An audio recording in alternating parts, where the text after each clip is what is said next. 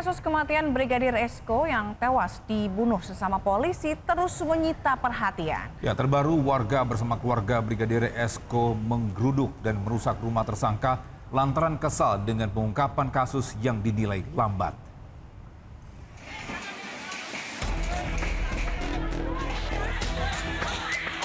Emosi keluarga Brigadir Esko bersama warga tak terbendung. Keluarga korban pun menggeruduk rumah keluarga tersangka Bribtu Rizka di Desa Bunjeruk, Kabupaten Lombok Tengah, Nusa Tenggara Barat.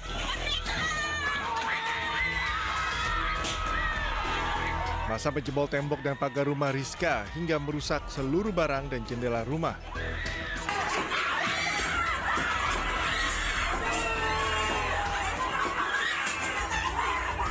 Aksi dipicu lantaran warga geram dan frustasi. Penyidik dinilai lamban menanggapi proses hukum kasus pembunuhan Brigadir Esko. Tidak ada pengakuan dari anak kami menyebut nama persis. Kenapa belum diambil? Waduh, anak ini sudah menyebut nama-nama itu. Kenapa tidak diambil? Ya. Ada apa? Ini menyakiti perasaan kami. Kami sangat tersakiti. Kami dihina, keluarga besar kami dihina. Kami tidak terima. Harus pelaku ini segera ditangkap. Sebelumnya, Brigadir Polisi Esko Fascarelli ditemukan warga pada 24 Agustus 2025 dalam kondisi terlentang tak bernyawa dengan leher terikat tali. Belakangan terungkap, Bribtu Rizka yang merupakan istri korban ditetapkan sebagai tersangka. Keluarga pun menduga ada keterlibatan orang lain dalam peristiwa pembunuhan Brigadir Esko dan mendesak polisi agar segera menetapkan tersangka lain yang diduga terlibat pembunuhan. Dari Lombok, Nusa Tenggara Barat, Muzakir iNews melaporkan. Ya, sementara itu polisi masih selidiki tewasnya terapis berusia 14 tahun yang jatuh dari lantai 5 rumah pijat Delta Spa di Pejaten, Jakarta Selatan. Nah, selain itu, polisi juga dalami dugaan eksploitasi anak di bawah umur dan dugaan pidana perdagangan orang.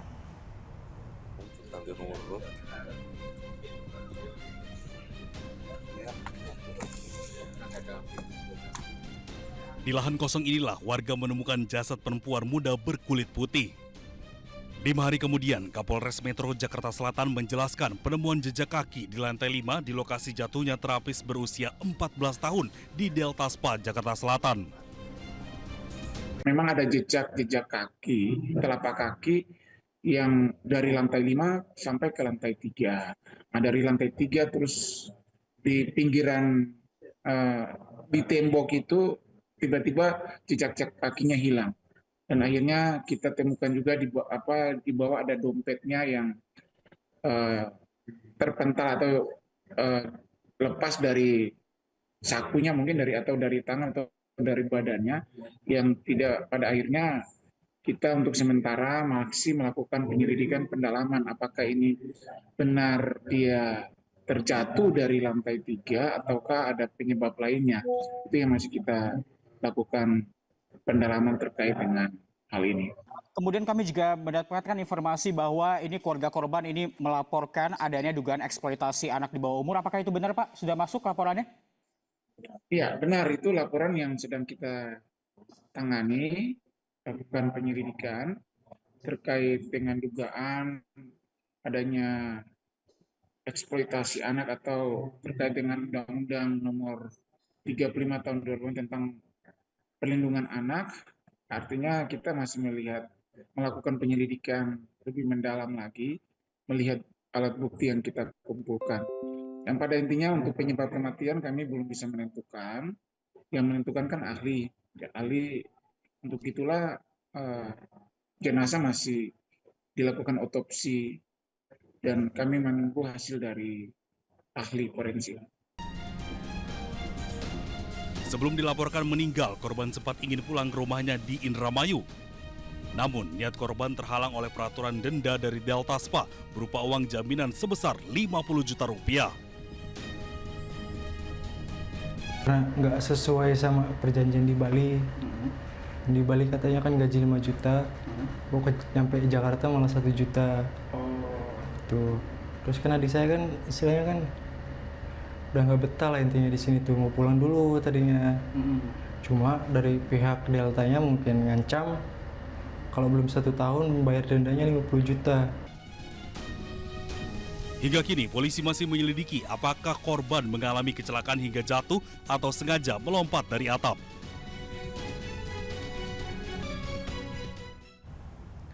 Ya pemirsa, dalam waktu berdekatan 3 sekolah internasional di Jakarta dan Tangerang mendapat ancaman bom. Ya, polisi telah mengantongi identitas pelaku yang diduga orang yang sama.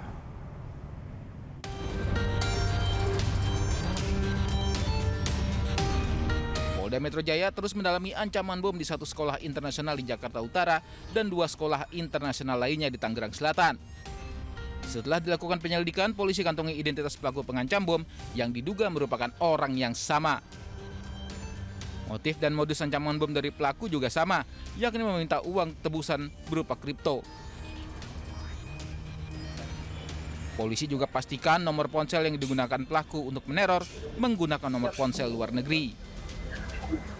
Ya, ini mohon waktu, masih dilakukan pendalaman, diduga yang memberi ancaman sama orangnya, motifnya sama, dari identitas pengirim yang sama. Ini sementara teridentifikasi dari luar negeri ya, posisinya ya. Ini masih terus kami lakukan pendalaman. Kami mengimbau yang pertama kepada pihak-pihak yang tidak bertanggung jawab ini, mohon agar menghentikan aksinya untuk melakukan hal-hal yang tidak melakukan hal-hal yang merugikan atau mengganggu ketertiban umum. Brigjen Pol Adi Ari juga mengimbau jika masyarakat temukan atau alami gangguan Kamtibmas segera melapor ke polisi. Sekolah North Jakarta Intercultural School mendapat ancaman bom dari orang tak dikenal. Pengancam menyatakan bom telah dipasang di area sekolah dan akan meledak dalam 45 menit jika tidak dibayar uang tebusan berupa $30.000 melalui Bitcoin. Pengancam juga memperingatkan agar pihak sekolah tidak menghubungi polisi. Sebelumnya 2 sekolah di Tangerang Selatan, yakni Jakarta Nanyang School di Pagenangan, Kabupaten Tangerang, dan Mentari Intercultural School Bintaro juga diancam bom. Dalam pesan singkatnya, pengancam juga meminta uang tebusan $30.000 lewat kripto. Tim penjinak bom dikerahkan untuk menyisir kedua sekolah, namun tidak ditemukan bom. Tim Liputan iNews melaporkan. Mengenai gempa bumi bermagnitudo 7,6 yang mengguncang wilayah sekitar Melongwane, Sulawesi Utara.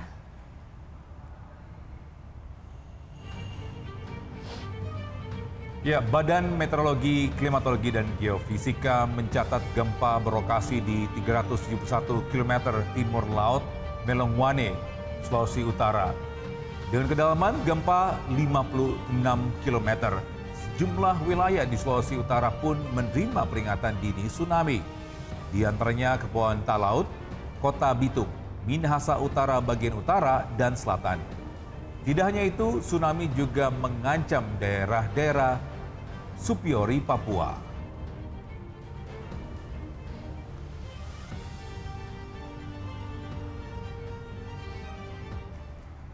Dan bisa untuk mengetahui informasi terkini terkait gempa di Sulawesi Utara, sudah bergabung bersama kami Ketua Tim Informasi Gempa Bumi dan Peringatan Dini Tsunami BMKG, Bapak Wijayanto. Baik, selamat pagi Pak Wijayanto.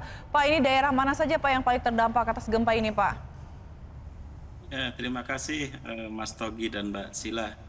Jadi tadi ya sekitar jam 8.43 kita diguncang gempa bumi dengan kekuatan 7,6 di sekitar Kepulauan Talaut. Dari hasil BMKG itu gempanya sudah kita update menjadi magnitudo 7,4. Jadi dengan kedalaman sekitar 58 km. Jadi gempa bumi ini merupakan gempa bumi akibat subduksi ya, pergerakan air atau trust gitu. Jadi dari dampak gempa bumi ini dirasakan di sekitar Tahuna sekitar 4 mmi, terus di sekitar Manado sekitar 2 mmi. Jadi dari hasil pemodelan kita, jadi ini kita mengeluarkan potensi tsunami jadi sekitar 7 menit setelah tadi terjadi gempa. Jadi utamanya ini terjadi potensi tsunami dengan tingkat ancaman waspada gitu ya. Dalam artian waspada itu ketinggian tsunami-nya kurang dari setengah meter. Jadi terjadi dari hasil modeling kita, ini berpotensi terjadi di Kepulauan Talaud, di Bitung, di Minahasa, bagian utara, bagian selatan, terus Minahasa bagian selatan sampai di Superiori, Papua gitu Mbak Sila dan Mbak Togi. Ya Pak Wijayanto, tadi sempat Bapak berkata bahwa berpotensi tsunami. Apakah ada kemungkinan juga ada gempa susulan Pak Wijayanto? Ya, dari kita monitor sampai dengan jam 9.15 ini, jadi ini belum ada aktivitas gempa susulan ya. Tapi dari hasil monitoring tsunami kit kita atau alat yang memantau tinggi gelombang tsunami, jadi ini sudah terkonfirmasi bahwa kita punya alat pemantau tsunami di sekitar Talaud, itu di Pulau Preo itu terdeteksi sekitar 7 cm, terus di Pulau Esang itu juga sekitar 5 cm, dan di Ilamo itu sekitar 5,5 cm. Jadi ini kecil sekali, jadi dari potensi kita tadi sekitar kurang dari setengah meter, dan itu sudah terkonfirmasi. Alhamdulillah tidak sampai tinggi sampai setengah meter ya, hanya sekitar 5 sampai 7 cm yang sudah kita berhasil observasi. Baik, lalu apa yang perlu diwaspadai Pak oleh masyarakat terkait adanya gempa dan potensi tsunami ini? Ya, terima kasih. Jadi tentunya kita masyarakat tetap harus waspada ya, walaupun ini tsunami-nya 7 cm, ini kan masih info awal, jadi harapan kita menghimbau kepada masyarakat tetap waspada. Jadi masyarakat yang berada di pinggir pantai untuk tetap menghindari pantai sementara waktu dulu, jadi agak menjauh dulu. Nanti sambil kita menunggu informasi berikutnya. Dikhawatirkan nanti ini, karena ini masih gelombang yang pertama, tsunami itu adalah dia akan menerus gitu ya. Nanti sambil kita pantau, mudah-mudahan nanti dalam waktu dekat kita akan rilis lagi. Jikalau nanti tidak ada potensi tsunami yang lebih tinggi, nanti akan kita informasikan, nanti masyarakat tetap bisa beraktivitas seperti biasa. Baik, Pak Wijayanto, lalu soal potensi tsunami ini akan berlangsung atau berlaku sampai kapan, Pak? Ya, jadi dari hasil pantauan kita itu kan dari model itu kan terakhir akan terdeteksi di Superiori sekitar jam 10 ya, menurut SOP kita. Nanti ya kira-kira kita pantau sampai sekitar jam 10, jam 11. Jikalau nanti tidak ada hal-hal yang signifikan, tentunya kita akan melakukan pengakhiran peringatan dini ini, Mbak. Ya, Pak Wijayanto, apakah bisa dibilang di akhir-akhir tahun ini Indonesia akan mengalami mungkin rawan bencana juga? Bagaimana, Mas? Atau cuaca buruk? Indonesia mengalami mungkin cuaca buruk di akhir-akhir tahun kayak gini? Cuaca buruk? Iya.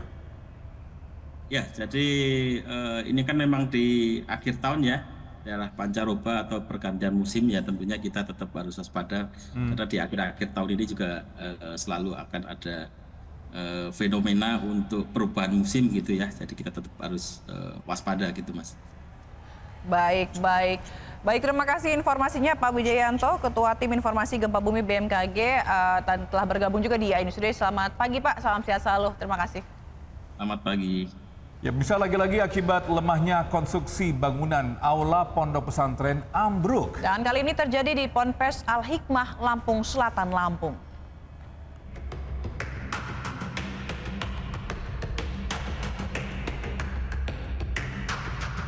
Beginilah puing-puing bangunan yang berserakan di Pondok Pesantren Al-Hikmah, Lampung Selatan, Lampung. Aula yang baru saja dibangun ini tiba-tiba ambruk setelah bagian struktur penyangga gagal menahan beban konstruksi. Saat kejadian tidak ada santri maupun pekerja di lokasi sehingga tidak menimbulkan korban jiwa. Kepala Kantor Wilayah Kementerian Agama Provinsi Lampung mengingatkan agar setiap ponpes wajib memperhatikan keselamatan struktur bangunan. Berkenaan dengan hal tersebut, saya selaku pelaksana tugas Kantor Kementerian Agama Provinsi Lampung menghimbau pertama kepada seluruh pondok pesantren yang ada di Lampung untuk melihat kembali, mengkaji kembali bangunan-bangunan yang ada di lingkungan pondok masing-masing. Kemudian jika akan membangun hendaknya melibatkan tenaga teknisi mungkin dari PUPR ataupun dari swasta agar konstruksinya benar-benar aman. Kanwil Kemenak Lampung juga akan mengirimkan surat edaran kepada seluruh ponpes agar mengecek kembali kondisi bangunan. Dari Lampung Selatan Lampung, Heri Fulistiawan, iNews melaporkan.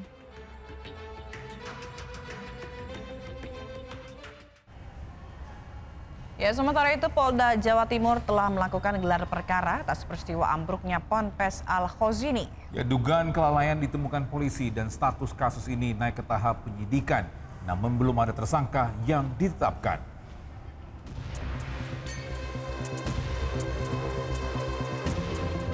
Musibah ambruknya musola Ponpes Al-Khozini Sidoarjo, Jawa Timur terus diselidiki. Polda Jawa Timur telah memeriksa 17 saksi terkait peristiwa itu. Pemeriksaan belasan saksi itu dilakukan untuk mendalami penyebab kegagalan konstruksi bangunan musola yang ambruk. Ada dugaan kelalaian pada kasus ini sehingga polisi menjerat dengan pasal 359 dan 360 KUHP tentang kelalaian yang menyebabkan kematian dan luka. Polisi juga telah melakukan gelar perkara dan menaikkan status kasus ini ke tahap penyidikan. Untuk minta keterangan resmi dari ahli teknik sipil, ahli bangunan, gedung, untuk menganalisis penyebab pasti mengenai kegagalan konstruksi. Begitu juga ahli hukum pidana yang memperkuat unsur-unsur pidana yang dipersangkakan. Dan kemudian tindak lanjutnya hari ini pun juga rencana kami melakukan kegiatan gelar perkara untuk meningkatkan dari penyelidikan ke penyidikan. Meski kasus ini naik ke tahap penyidikan, namun belum ada tersangka yang ditetapkan oleh Polda Jawa Timur. Tim Liputan iNews melaporkan. Pemirsa, 40 jenazah santri korban ambruknya Ponpes Al-Khozini di Sidoarjo, Jawa Timur telah teridentifikasi. Nah, 2 santri korban tewas merupakan kakak beradik.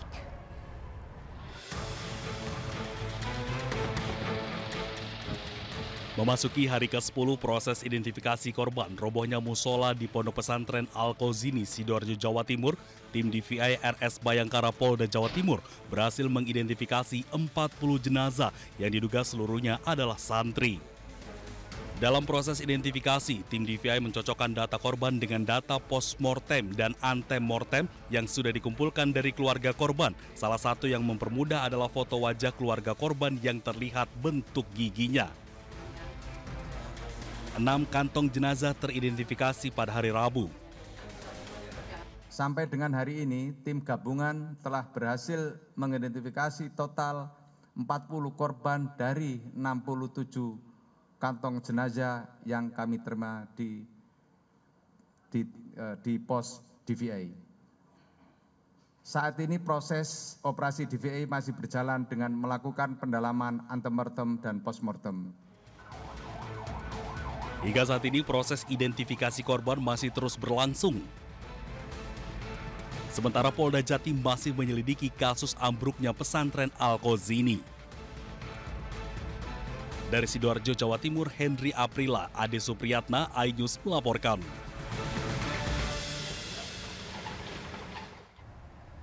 Ya, sementara itu isak tangis mewarnai kedatangan jenazah para santri korban ambruknya Ponpes Al-Khozini di Sidoarjo. Ya, di antara para korban yang berusia 13 dan 15 tahun ini diketahui salah satunya baru 6 bulan mondok di Ponpes tersebut.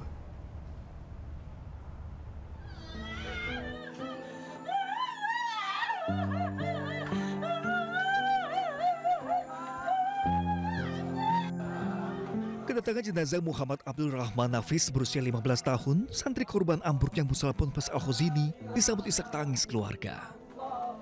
Ibu korban menangis histeris yang diikuti anggota keluarga lainnya yang hadir di rumah duka di kawasan Pulau Sedati, Sidoarjo. Setelah sempat disemayamkan beberapa menit di rumah duka, jenazah korban langsung dibawa ke pemakaman umum tempat untuk dimakamkan. Keluarga sangat merasa kehilangan karena korban dikenal sebagai anak yang periang.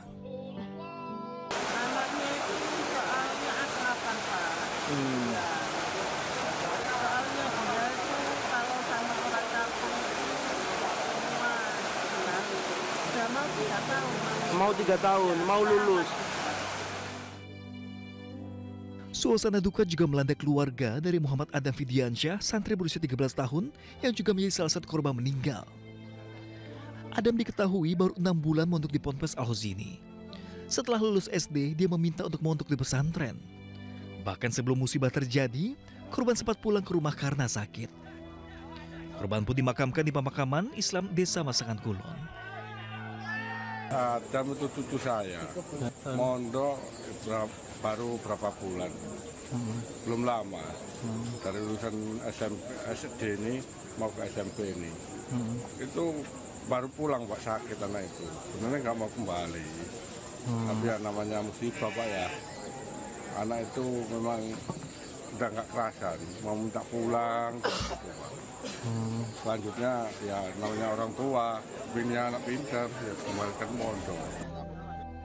Adam dikenal sebagai teman dekat Syekh Lendra Haikal, santri yang selamat yang harus menjalani amputasi di bagian kaki. Saat peristiwa terjadi, Adam berada satu kelompok tidak berjauhan dengan Haikal. Dari Sidoarjo, Jawa Timur, Pramono Putra, iNews melaporkan. Masih bersama kami di iNews Today, pemirsa, pemerintah berencana mencampur bahan bakar minyak di Indonesia dengan etanol 10% dalam 2 hingga 3 tahun ke depan. Sontak rencana ini pun menuai sorotan dan pro kontra di masyarakat.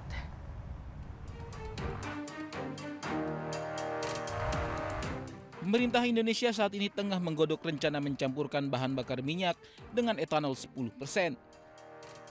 Etanol yang akan digunakan nantinya bersumber dari bahan nabati seperti jagung dan tebu. Menurut Menteri ESDM Bahlil Lahadalia, rencana pencampuran etanol 10% dan bensin sudah disetujui oleh Presiden Prabowo Subianto. Tujuannya untuk membuat minyak yang bersih dan ramah lingkungan, serta mengurangi impor minyak Indonesia yang saat ini masih sangat tinggi. Meski sudah disetujui, Bahlil masih belum bisa memastikan kapan penerapan campuran etanol dan bensin berjalan. Saat ini pemerintah tengah menghitung dengan rencana penerapan dalam 2 hingga 3 tahun ke depan. Tim Liputan iNews melaporkan.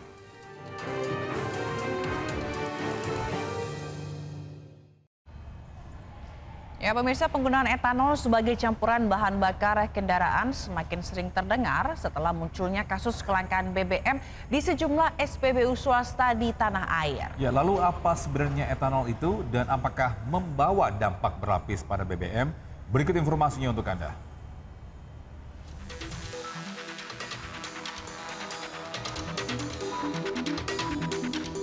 Etanol merupakan senyawa kimia berbasis alkohol yang dihasilkan melalui proses fermentasi bahan nabati seperti tebu, jagung, singkong, atau molases yang merupakan tetes tebu. Sementara itu, fungsi etanol dalam BBM di dunia otomotif, etanol digunakan sebagai campuran bensin guna menghasilkan bahan bakar yang lebih bersih dan efisien. Meski demikian, penggunaan etanol pada BBM tetap ada dampaknya. Dampak positifnya yang pertama, mesin lebih aman dari ngelitik. Kedua, pembakaran lebih sempurna dan emisi beracun turun. Serta yang ketiga, tenaga mesin dapat naik.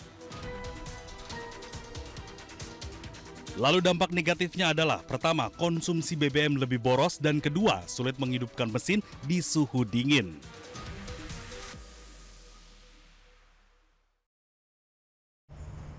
Kita ke informasi lainnya, pemirsa, Gubernur Jakarta Pramono Anung tegas menolak kedatangan atlet senam Israel untuk berlaga di Jakarta 19 Oktober mendatang. Pramono tidak akan mengizinkan kontingen Israel ikut serta dalam ajang olahraga apapun di Jakarta karena akan menyulut kemarahan publik. Rencana kehadiran kontingen Israel dalam ajang World Artistic Gymnastics Championship 2025 di Jakarta pada 19 sampai 25 Oktober 2025 mendatang ditolak tegas Gubernur DKI Jakarta Pramono Anung. Bahkan Pramono juga meminta agar visa untuk tim atlet Israel tidak diterbitkan sama sekali. Ia mengingatkan jika kehadiran kontingen Israel di tengah konflik yang masih berlangsung di Gaza, Palestina hanya akan menimbulkan reaksi negatif dari masyarakat Indonesia. Padahal selama ini masyarakat Indonesia selalu menunjukkan solidaritas tinggi terhadap perjuangan rakyat Palestina.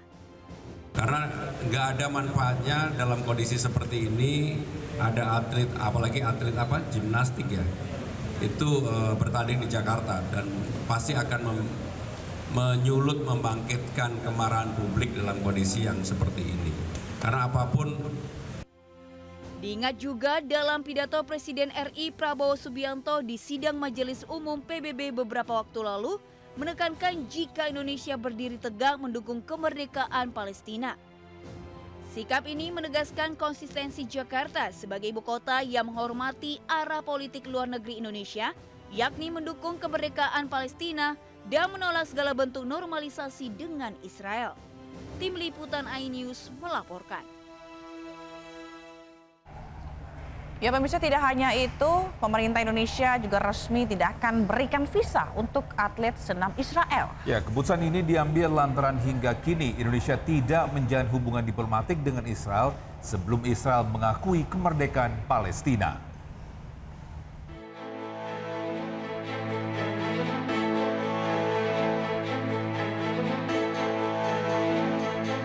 Gelaran senam artistik dunia yang digelar di Jakarta kemungkinan tidak akan diikuti oleh atlet senam asal Israel.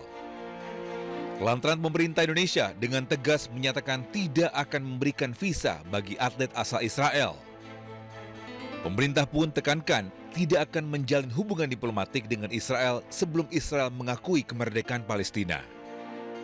Pemerintah Indonesia tidak akan memberikan visa kepada atlet Israel yang berniat untuk hadir di Jakarta mengikuti kejuaraan senam artistik dunia yang akan diselenggarakan pada tanggal 19 sampai dengan 25 Oktober yang akan datang. Sikap pemerintah ini adalah sejalan dengan arahan dari Presiden Prabowo Subianto dalam berbagai kesempatan dan terakhir dalam pidato beliau di Perserikatan Bangsa-Bangsa yang sangat keras mengecam Israel yang terus-menerus melakukan kekejaman dan kebiadaban atas rakyat Palestina terutama di Gaza. Dan pemerintah Indonesia tegas berpendirian bahwa tidak akan melakukan hubungan kontak apapun dengan pihak Israel sampai dengan Israel mengakui keberadaan negara Palestina yang merdeka. Pemerintah juga terus menerima penolakan dari berbagai kalangan atas keikutsertaan Israel dalam kejuaraan ini. Rencananya gelaran kejuaraan dunia senam artistik 2025 akan digelar di Jakarta pada 19 hingga 25 Oktober 2025 mendatang. Tim Liputan iNews melaporkan.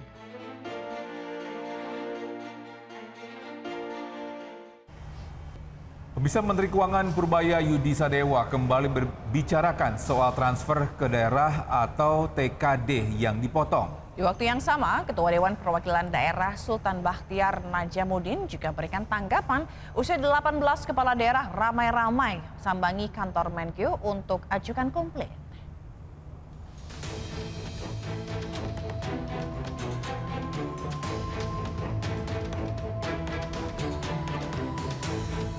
Rencana Menteri Keuangan Purbaya Yudi Sadewa memotong transferan ke daerah menuai protes.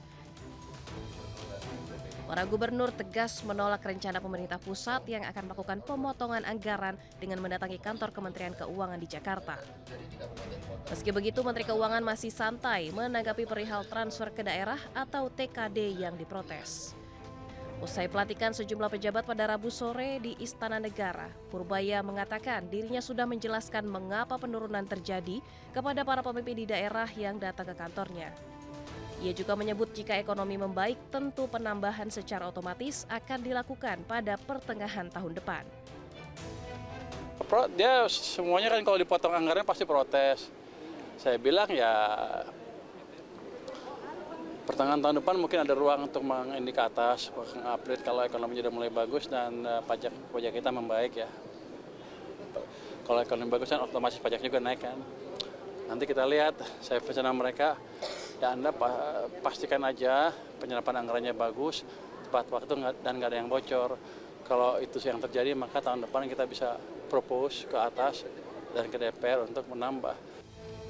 Sementara Ketua Dewan Perwakilan Daerah Sultan Bakhtiar Najamuddin mengatakan legislatif telah berkomunikasi dengan Menkyu dan menekankan untuk perbaikan berkala soal transfer ke daerah serta melakukan penambahan anggaran.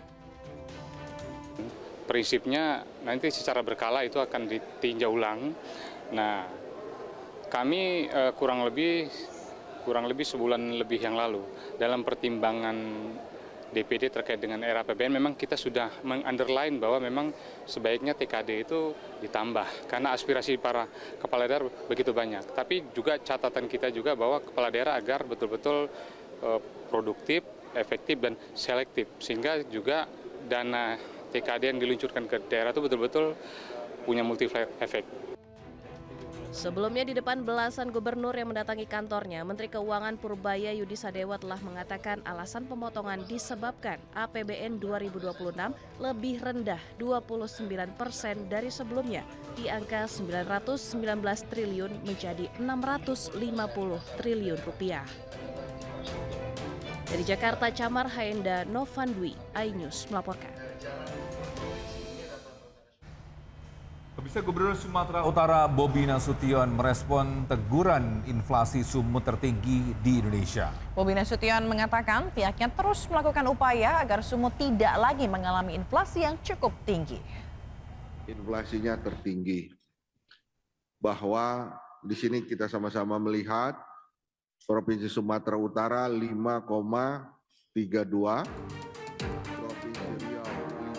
Gubernur Sumatera Utara Bobi Nasution kena tegur Kementerian Dalam Negeri.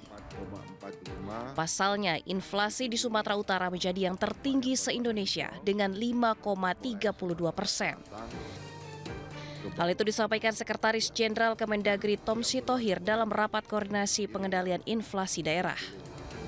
Teman-teman kepala daerah dan pemerintah daerah harus bekerja keras nih, daerah yang merah-merah ini. Kenapa? Karena yang lain bisa, gitu loh. Menjawab teguran, Gubernur Sumatera Utara Bobi Nasution melakukan sejumlah langkah untuk menekan inflasi. Salah satunya adalah melakukan gerakan pangan murah. Bobi juga akan memperkuat kerjasama antar daerah dalam menjaga ketersediaan pasokan pangan. Yang bisa kita bantu atau bisa kita intervensi adalah dari volatile food-nya. Per hari ini kita sudah ada operasi pasar, Pak ya, dan hari ini kita kirim barang juga. Salah satunya yang paling tinggi volatile food-nya adalah cabai merah. Kita ini beli dari luar daerah, dari luar Sumatera Utara. Hari ini sudah dikirim. Kita lagi mau coba cari terus. Kita intervensi sampai dengan akhir tahun ini. Kepala daerah dengan inflasi tertinggi dituntut bekerja lebih keras karena tingginya inflasi akan sangat berdampak bagi masyarakat. Selain Provinsi Sumatera Utara yang mengalami inflasi tertinggi di Indonesia, medio September 2025 adalah Riau dan Aceh. Dari Medan, Sumatera Utara, Aminur Rashid, iNews melaporkan. Mengenai gempa bumi bermagnitudo 7,6 yang mengguncang wilayah sekitar Melongwane, Sulawesi Utara.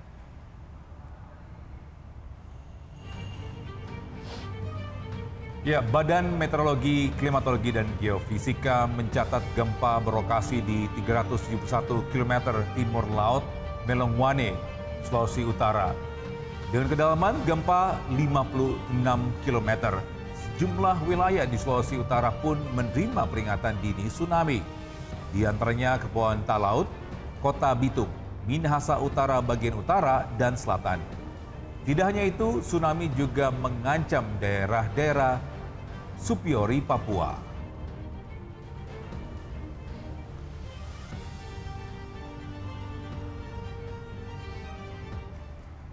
Dan bisa untuk mengetahui informasi terkini terkait gempa di Sulawesi Utara sudah bergabung bersama kami Ketua Tim Informasi Gempa Bumi dan Peringatan Dini Tsunami BMKG, Bapak Wijayanto. Baik, selamat pagi Pak Wijayanto. Pak, ini daerah mana saja Pak yang paling terdampak atas gempa ini Pak? Ya, terima kasih Mas Togi dan Mbak Sila. Jadi tadi ya sekitar jam 8.43 kita diguncang gempa bumi dengan kekuatan 7,6 di sekitar Kepulauan Talaut. Dari hasil BMKG itu gempanya sudah kita update menjadi magnitudo 7,4. Jadi dengan kedalaman sekitar 58 km. Jadi gempa bumi ini merupakan gempa bumi akibat subduksi ya. Gerakan naik atau trust gitu. Jadi dari dampak gempa bumi ini dirasakan di sekitar Tahuna sekitar 4 mmi, terus di sekitar Manado sekitar 2 mmi. Jadi dari hasil pemodelan kita, jadi ini kita mengeluarkan potensi tsunami, jadi sekitar 7 menit setelah tadi terjadi gempa. Jadi utamanya ini terjadi potensi tsunami dengan tingkat ancaman waspada gitu ya. Dalam artian waspada itu ketinggian tsunami-nya kurang dari setengah meter. Jadi terjadi dari hasil modeling kita, ini berpotensi terjadi di Kepulauan Talaud, di Bitung, di Minahasa, bagian utara, bagian selatan, terus Minahasa bagian selatan sampai di Superiori, Papua gitu Mbak Sila dan Mbak Togi. Ya Pak Wijayanto, tadi sempat Bapak berkata bahwa berpotensi tsunami. Apakah ada kemungkinan juga ada gempa susulan Pak Wijayanto? Ya, dari kita monitor sampai dengan jam 9.15 ini, jadi ini belum ada aktivitas gempa susulan ya. Tapi dari hasil monitoring tsunami kit kita atau alat yang memantau tinggi gelombang tsunami, jadi ini sudah terkonfirmasi bahwa kita punya alat pemantau tsunami di sekitar Talaud, itu di Pulau Priu itu terdeteksi sekitar 7 cm, terus di Pulau Esang itu juga sekitar 5 cm, dan di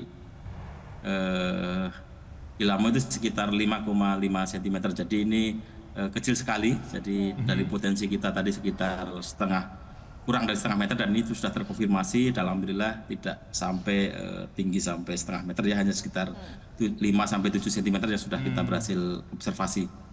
Baik, lalu apa yang perlu diwaspadai Pak oleh masyarakat terkait adanya gempa dan potensi tsunami ini?